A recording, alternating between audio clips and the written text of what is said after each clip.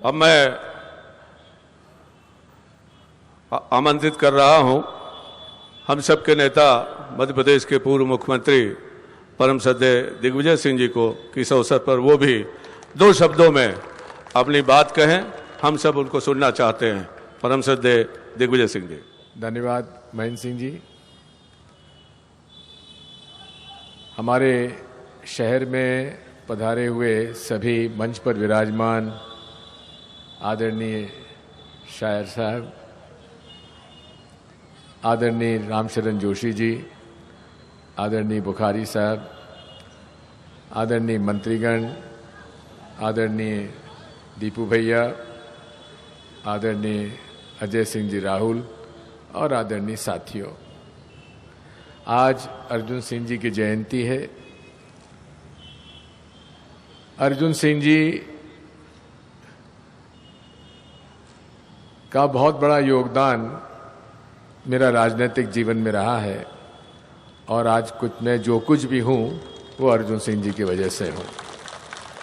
इसलिए जो उन्होंने सीख दी थी, जो उन्होंने हमें राजनीति सिखाई थी और राजनीतिक विचारधारा हमें उन्होंने हमारे मन में पैदा की थी, उससे हम कभी विचलित नहीं हो सकते, अलग नहीं हो सकते।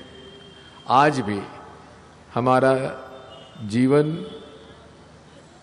संकल्प लिए हुए है कि अर्जुन सिंह जी के बताए हुए रास्ते पर ही हम चलेंगे, क्योंकि यही रास्ता इस देश के लिए अमन, चैन और शांति का है, सांप्रदायिक सद्भाव का है। और उसी रास्ते पर चलते हुए आज़ादी के पहले भी और बाद भी महात्मा गांधी, पंडित जवाहरलाल नेहरू से लेकर आज तक कांग्रेस पार्टी उसी रास्ते पर चलती आई है।